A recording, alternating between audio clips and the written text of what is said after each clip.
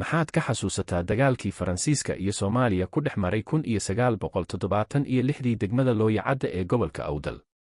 Dagaalkaasoo loo yaqaanaa dhacdadii Looyacadde. Waxaa jirtay jamhad Soomaaliyeed oo xaqul u dirir ah oo u dagaalamaysay sidii shacabka Soomaaliyeed ee ku hoos jiray reeryada gumaystaha Faransiiska Jabuuti xoogga ku haystay looga xoreyn lahaa. jamhaddaas waxaa la aasaasay 1960kii waxaa aasaasay halgamaadii Soomaaliyeed ee aadka u aaminsanaa aragtidii Soomaali weyn ee ka soo jeeday Jabuuti Maxamuud Xarbi, isagoo garab ka helaya madaxweynihii Soomaaliya xilligaas Aadan Cabdulle Xasan. halgamaa Maxamuud Xarbi isla sanadkaas ayuu ku dhintay shil diyaaradeed oo uu mugdi badan ku jiro qaabku u dhacay. 3 Febraayo 1976 jamhaddii xoreynta Soomaalida Jabuuti ay dowladda Soomaaliya taageeri jirtay ayaa magaalada Jabuuti ka soo afduubtay bas ay la socdeen 31 carruur Faransiis ah, waxayna u kaxaysteen Looyacadde dhanka Soomaaliya. Faransiisku wuxuu ka soo dabadiray ciidamo kumaandoos ah, carruurtii waa la badbaadiyey, inkastoo 2 carruur ah iyo 5 qof oo kale ay ku dhinteen shaqaaqadii. Falaagadii iyo ciidamadii Faransiiska ayaa isla soo galay xuduudda Soomaaliya. ciidaankii Soomaaliya ee Looyacadde ku sugnaa iyo Faransiiskii fooda ayay istareen dagaal saacado socday. Faransiiskii dib ayaa loo ceeliyey. 4 Febraayo 1976 madaxweynaha golaha loo dhan yahay wuxuu ka codsaday wakiilada Soomaaliya iyo Faransiiska u fadhiyey Qaramada Midoobay inay iskugu yimaadaan shir ku saabsan dhacdadii ka dhacday Looyacadde Soomaaliya. maadaama ciidanka Faransiiska hub culus ku rideen ciidanka Soomaaliya, ayaguna waajib ku noqotay inay ka falceliyaan.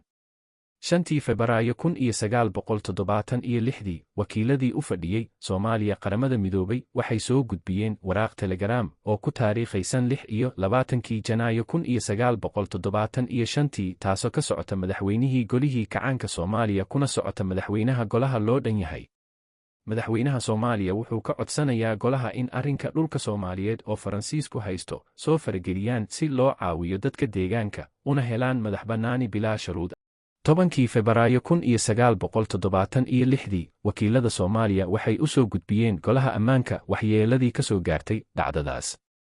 11 Febraayo 1976 wax eedayntaas ganafka ku dhuftay wakiiladii Faransiiska. wakiilada Soomaaliya waxay codsadeen in la baajiyo dooda loo balansanaa 13 Febraayo isla sanadkaas, taasoo laga aqbalay, lagana dhigay 18 Febraayo 1976. waxaa lagu casuumay dooda dalka Itoobiya. wakiiladii Faransiiska waxay sheegeen inay ka xun yihiin falkaas, kana qoomameynayaan khasaarihii ka soo gaaray shacabka Soomaaliyeed. Israsaasayntii koobaneed u dhaxaysay ciidanka Faransiiska iyo kooxaha argagixisada ee carqaladda ku ah geyiga Soomaaliyeed ay ula jeedaan jamhaddii Soomaalida Jabuuti, iyagoo xusay Faransiisku inuu rabo xiriir saaxiibtinimo iyo deris wanaag inuu la yeesho Soomaaliya, diyaarna u yahay mar walba inuu la hadlo maamulka Muqdisho. danjirihii Qaramada Midoobay u fadhiyey Soomaaliya Allaha u naxariistay Cabdirasaaq Xaaji Xuseen ayaa golaha guud u sheegay in dowladdiisu codsanayso in la baajiyo maadaama dowlad saddexaad qayb ka tahay shirka, taasoo uu ula jeeday Itoobiya oo madasha ku sugnayd. Mudane Cabdirasaaq Xaaji Xuseen ayaa sheegay, iyadoo la tixgelinayo khilaafka, dowladdiisuna ay aqbalayso mabaadi'da guud ee golaha. laakiin maqnaashaha calaamadihii dhiiringelin lahaa sii socodka shirka iyo wakhtigoo xadidan lana tixgelinayo xaaladda xuduudda ee ka sii daraysa, waxaan ka codsanaynaa golaha guud in dib loo cusboonaysiiyo doodda shirka.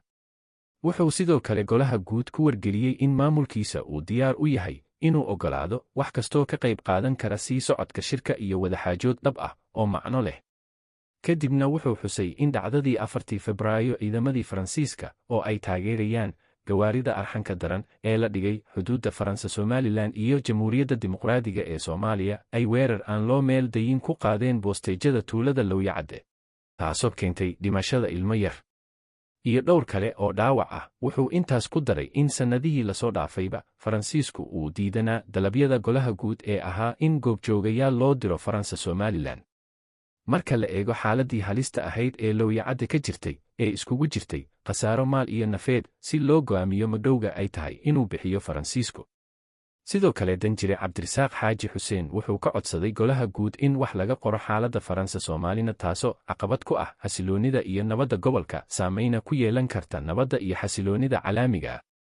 hadalka mar walba waxaa ka dhex gelayay danjire cabdirisaaq xaaji xuseen. Wakiilada Faransiiska u fadhiya shirka ayaa inta badan ku qaylinayay danjire cabdirisaaq, ayagoo ku eedeynaya inuu ka baxay ajandihii shirka, tixgeliyana siyaasadaha Faransiiska dhulka Ciisaha iyo Canfarta. Laakiin danjire cabdirisaaq xaaji xuseen ayaanba dhagba jalaq u siin hadalkooda, iskana sii watay doodiisa. Sanad kadib 1977 gumaystihii Faransiiska ayaa madaxbannaani siiyey Soomaalidii xeebta Jabuuti, asagoo ku soo daray dhulkii Canfartii Itoobiya degnayd. Saasna waxaa ku dhismay dalyaraha dhaca Badda Cas ee Jamhuuriyadda Jabuuti.